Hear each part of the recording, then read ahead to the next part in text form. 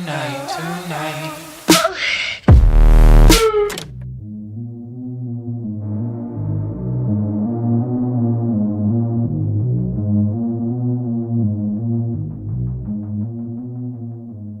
Hey, what's up guys? So I literally just got done watching the season 2 finale of Stranger Things. I was actually just going to slap my thoughts on season 2 of Stranger Things at the end of a vlog that I recorded yesterday, but after watching and binging the entire season, I feel like it's completely unfair to not give my thoughts on Stranger Things an entire video, because as much as I loved season 1 of Stranger Things and I thought it was perfect, season 2 I thought was even better, because season 2 as well was season 2 was perfect as well, but season 2 took everything you loved about season 1 and expanded on it, made the world bigger. It took the characters, developed them, and you just built those relationships with those characters even deeper.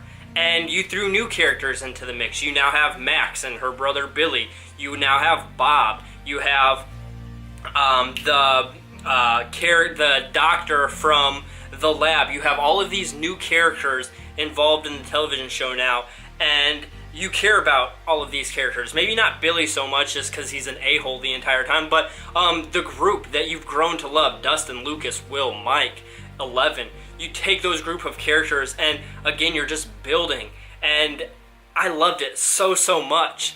And I feel like the way that they developed this story, right from the very first scene of episode 1, they made this world that was very self-contained, very small, in Hawkins, a very small town in Indiana. Shout out to my home state. It took a story that was very contained in a small town and it made it much bigger, just in the very first cold open of episode 1 of this season 2 of Stranger Things. And I just loved it. I think that everything they did well in season 2, or in season 1, they did fantastically in season 2. They gave you those 80s vibes, and man, did they give you the 80s vibes with soundtracks, with movie references. And I feel like the Duffer Brothers must really love Aliens, like the Alien franchise, because there were a lot of times throughout this season when I was like, man, that is straight from Aliens, and I love that franchise, so I'm not complaining one bit. And the Doctor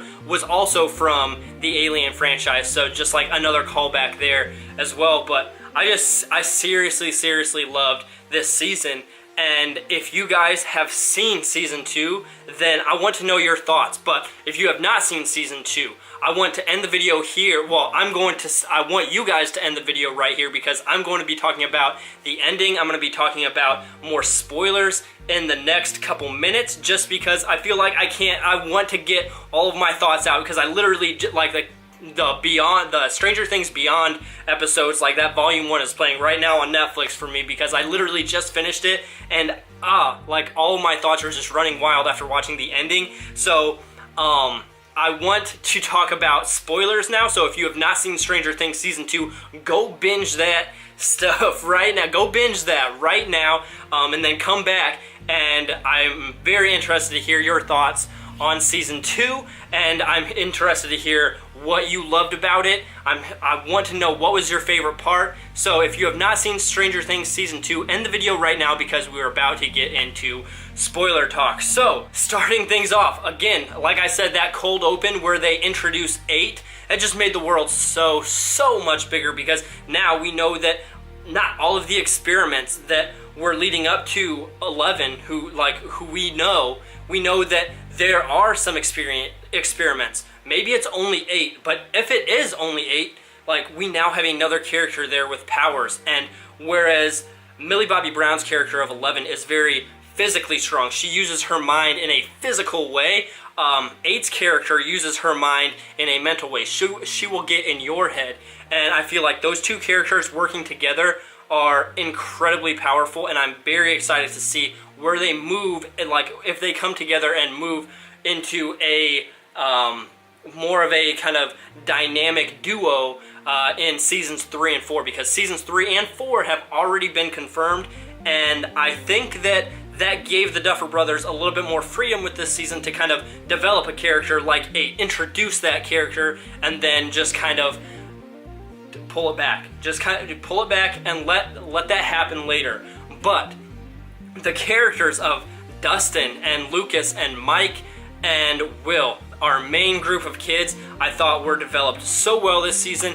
We learned a lot more about Dustin. His character arc just increased so much, especially his relationship with Steve. Steve is my favorite character in the show. I absolutely love Steve Harrington in the show. I mean, his character development from being a jerk in season 1 to now being like the hero and that feel-good character in season 2. I love his character arc. He's my favorite character in the show, but I feel like his relationship with Dustin was so great. Two guys that are kind of not really accepted by anybody right now. I mean, Dustin is not really fitting into his group. Steve just, I mean, him and Nancy aren't together anymore. It's just a very cool dynamic between those two, who's like the nerdiest of the nerdy kids with Dustin, and then you have Steve, who's like the former cool kid. So I loved their friendship that was developed in this season. And then you have Mike, who I feel like Mike's character was kind of pulled back a little bit this season just because all he could do was think about Eleven. And I totally understand that, but after seeing Finn Wolfhard, I think is his name, in it, that kid can truly act his freaking butt off. So I was kind of disappointed to see his character pulled back, but it totally makes sense in terms of the plot. And then Will, that kid, Noah, I can't remember the kid's name that actually plays Will, but wow, that kid can act.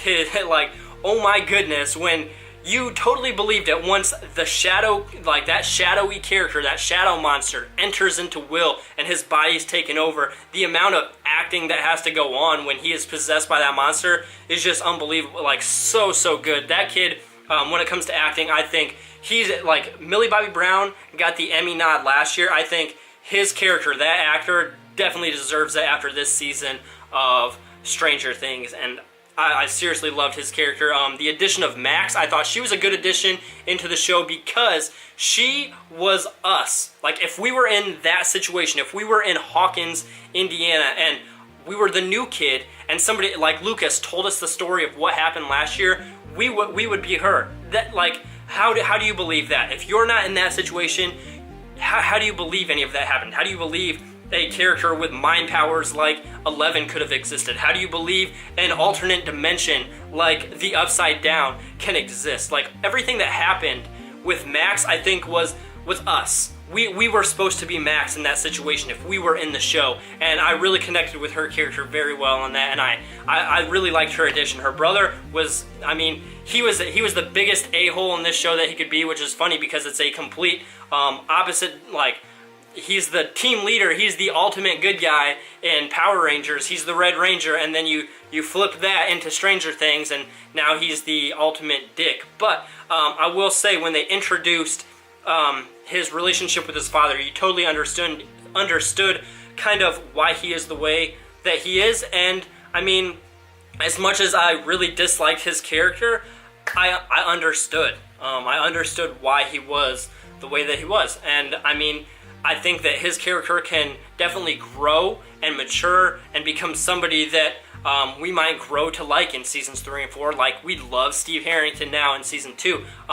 Nancy and Jonathan, their relationship, I think they're a good fit for each other. I think that like Steve Harrington and Nancy, like, they're fun, they're a good couple, but they're too perfect. I think Nancy and Jonathan are they are meant to be together, and I really like where that relationship goes when they go to that reporter and give him the tape, and then the tape gets released at the end of the episode, and just the story arc there with them trying to help uncover the secrets that have been covered up with Barb's death. I think that just so many good things are going to come from that tape, because like that reporter said, you need to water it down, you need to let things out slowly. And at the end of the episode, at the end of the season, we do hear some of that recording, we do hear some of that information being leaked out, that a toxin is what killed Barb. But I think we are about to dive way deeper into that rabbit hole as seasons 3 and 4 come forward. I think that the public and just other characters are going to learn about the Upside Down so much more. And what is in the Upside Down? That Mind Flayer creature, the one that shadow monster. Who is he? Who is he that has inhabited Will, that we see at the end of the episode? I think that that character needs to happen, because in season 1 you have the Demigorgon, in season 2 you have that shadow monster, but you have the Demidogs, and I feel like all of those, like the characters, the monsters themselves they're just like animals. They're reacting off instinct, they're just killing, they're feeding, they're whatever. But I feel like that bigger monster, that Mind Flayer or whatever it is, I feel like that is more of your kind of like sentient villain, the one that has a plan, the one that wants to take our dimension for itself. And I feel like that is going to be a huge part in seasons 3 and 4, especially in season 4. I think that season 3 almost could be an entire build-up. Maybe not like an entire build-up, but I feel like they could definitely set it up and almost make it kind of like a season 7 of Game of Thrones, whereas season 8, then you have that ultimate villain with the Night King, you have the Night King, and he is now going to go into Westeros and just absolutely wreck. And I think that you could have that Mind Flayer character that we see at the end of the episode there, at the end of season 2. We could see that character kind of continue to work and work and work in the Upside Down, trying to get his grasp, trying to come back into our world, our dimension.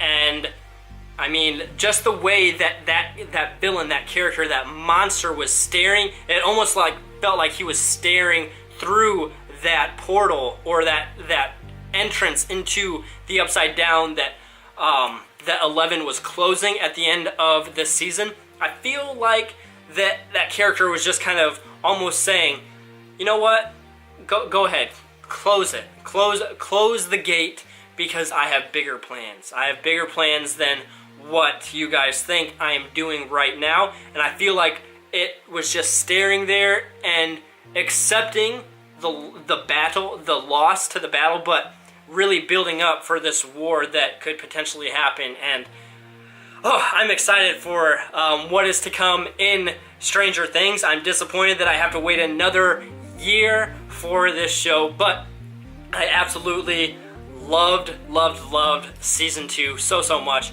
Also, Hopper. I didn't even talk about Hopper.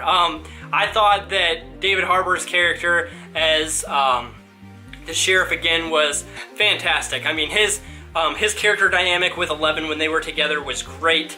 Bob. Gosh dang it, Bob. Episode 8. Bob, my goodness. Oh, Bob.